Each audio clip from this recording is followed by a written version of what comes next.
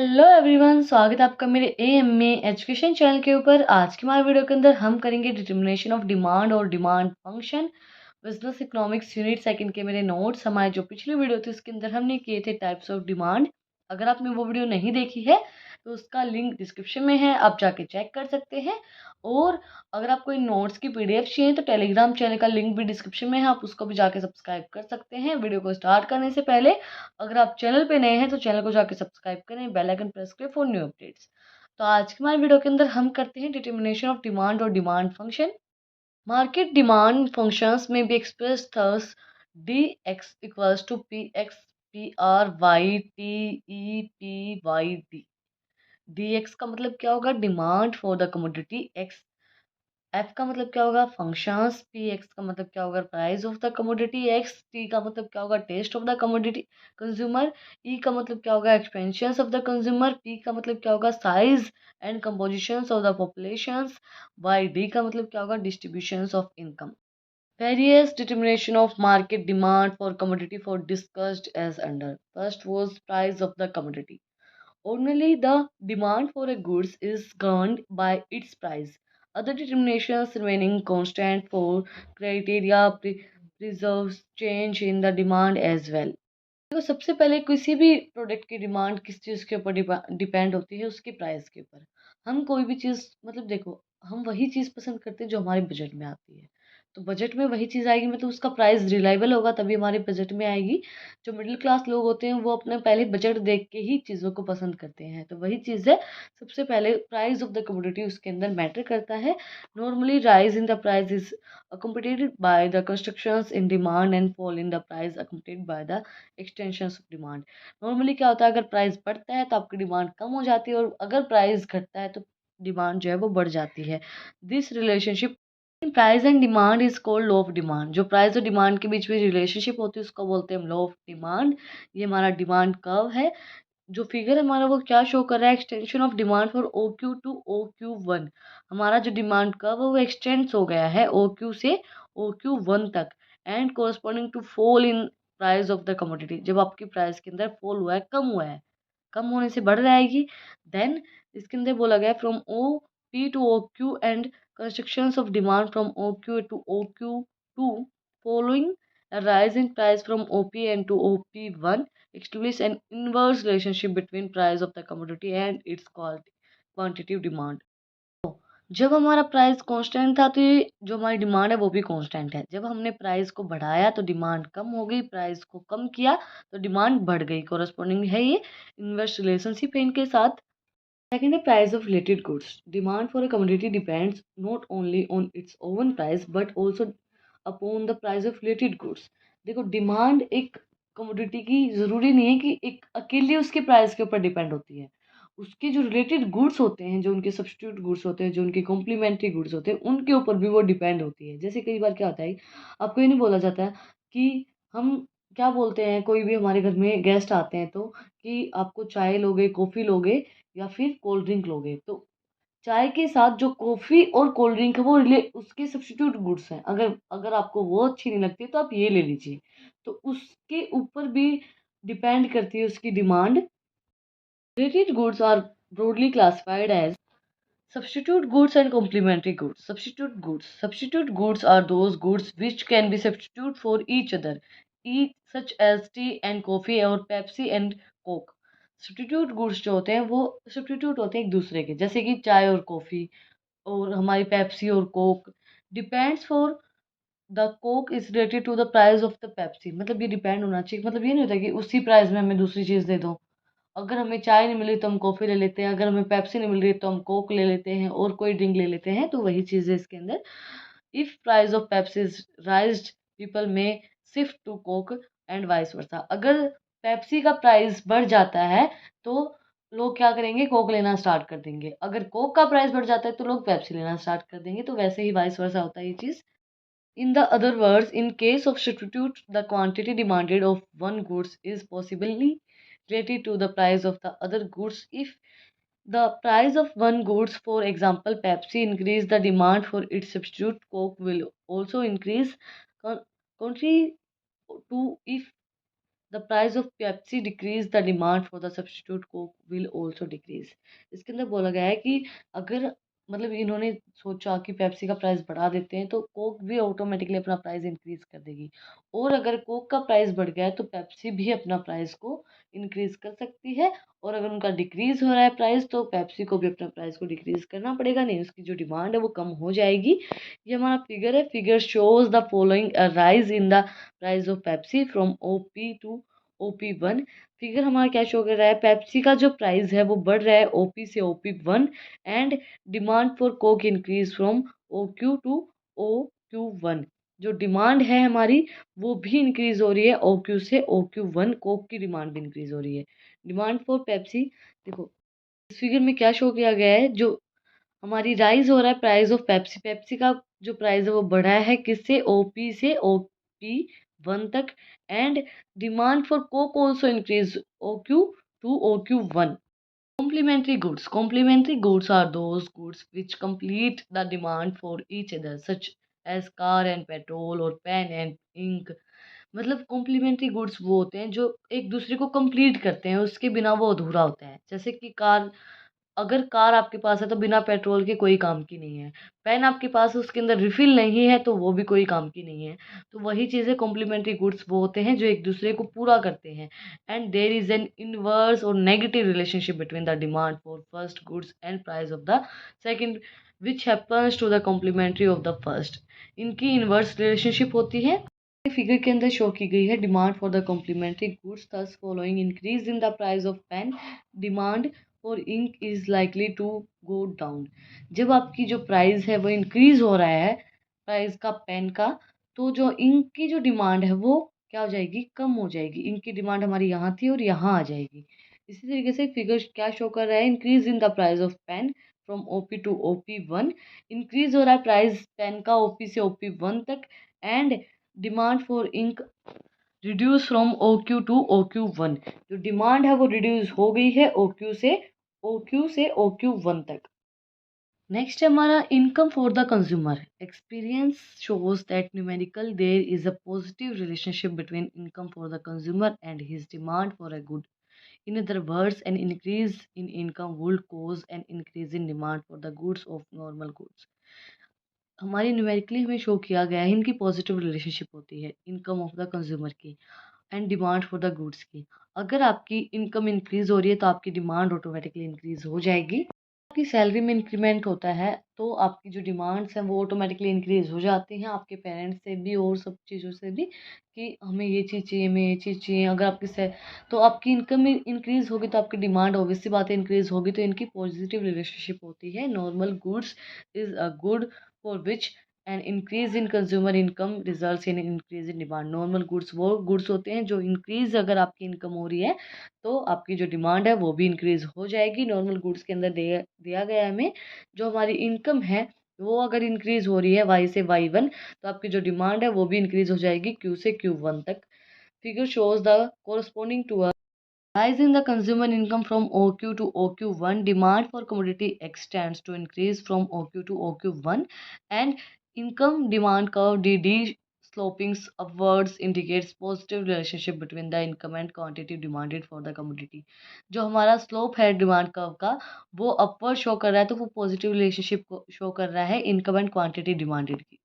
Inferior goods are those goods the demand for which tends to decline following a rise in the consumer income and tends to increase in following the fall in his income. So there is an inverse relationship between income of the consumer and demand for the commodity। इनके बीच में inverse relationship होती है। अगर आपकी income increase होगी तो demand decrease होगी, अगर आपकी इनकम डिक्रीज होगी तो डिमांड इंक्रीज होगी इन्फीरियर गुड्स के अंदर। इसके अंदर शो किया गया है, figure shows the following in rise in the consumer income. Consumer की इनकम बढ़ी है OQ से OY से OY1 तक, and quantity demanded of the commodity X reduce हुई है हमारी OQ से OQ1। This occurs because with the rise in the income of the consumer tends to shift from the inferior goods, आप shift हो गए हैं superior goods। this thus income depends curves DD is negatively slopes, इसलिए हमारा जो demand का वो negative slopes है।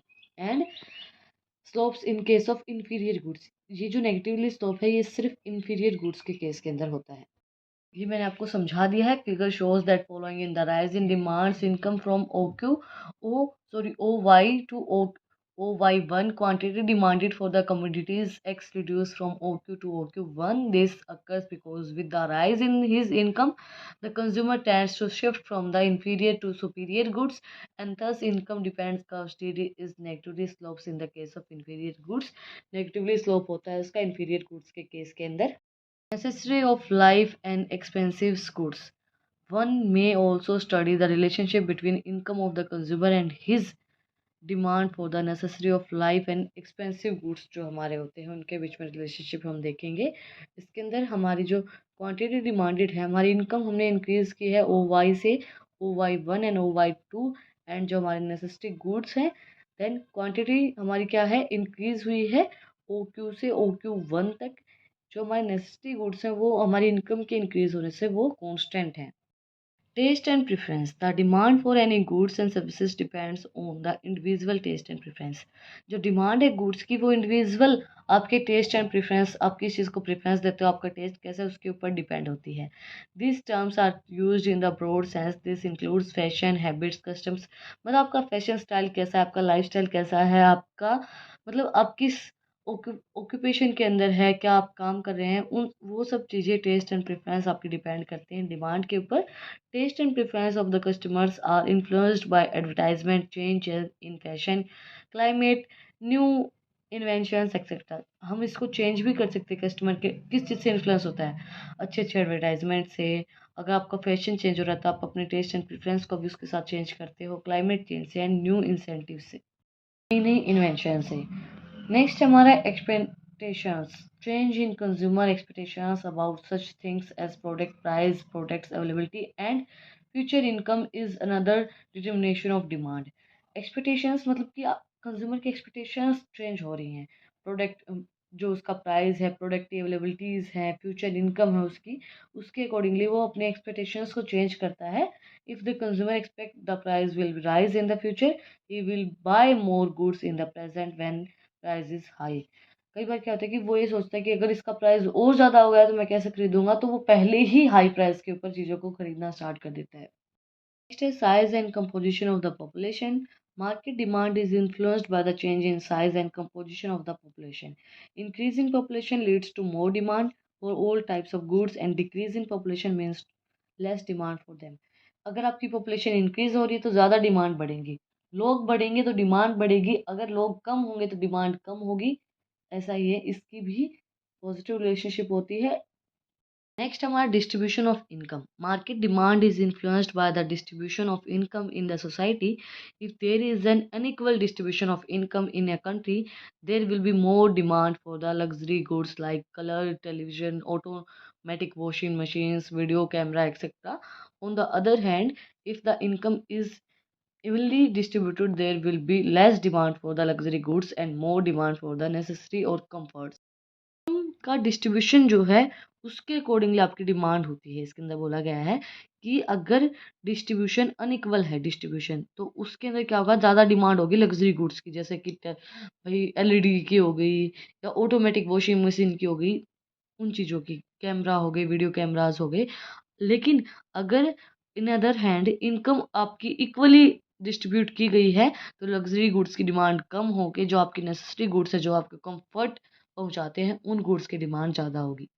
नेक्स्ट हमारा general standards of living and spending habits of the people. When people in general laws adopt by high standards of living and are ready to spend more, demand for money, comforts and luxury items will tends to be higher than the otherwise। Generally standard of living and spending habits मतलब आपकी एक तो खर्च करने की आदत, ये नहीं बोलते कि आप ज़्यादा खर्चीले हैं। घर में बोला जाता है कि एक इंसान बहुत ज़्यादा खर्चीला होता है।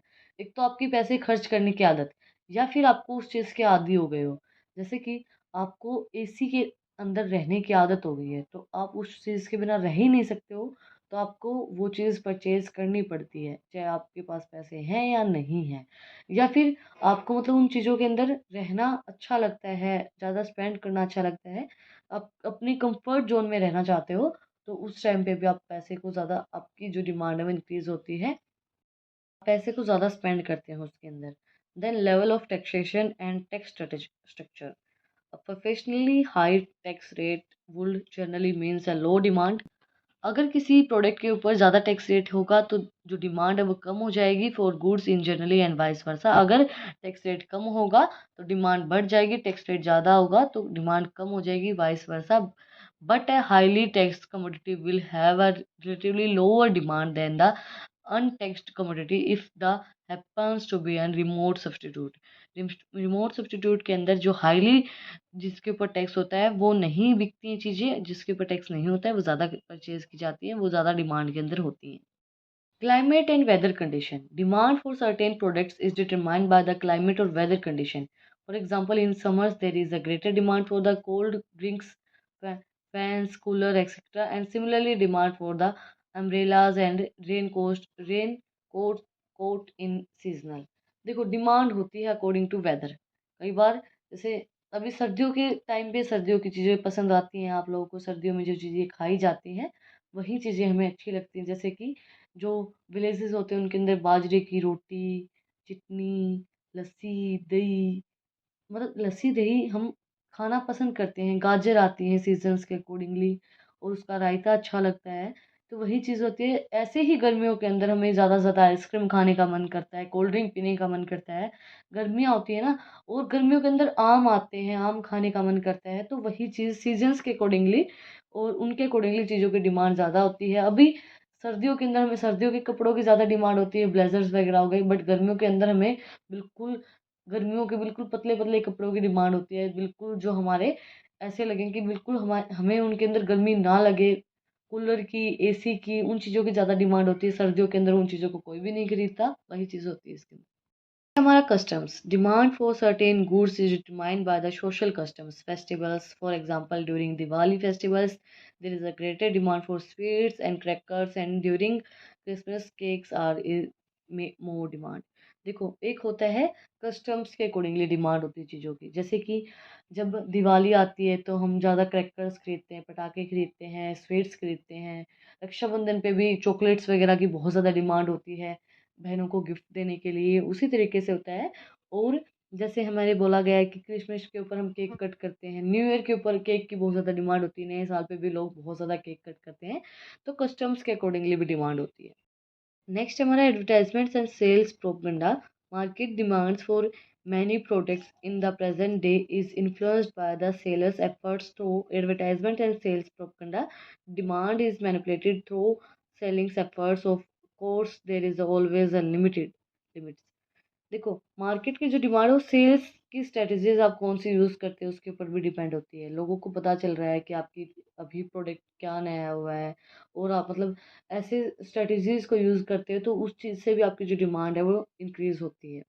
हमारा demonstration effect। When a new commodity or a new models enter into the market, some people buy because they have a genuine need for them, not because they have genuine needs for them, but because other friends, relatives have bought these goods।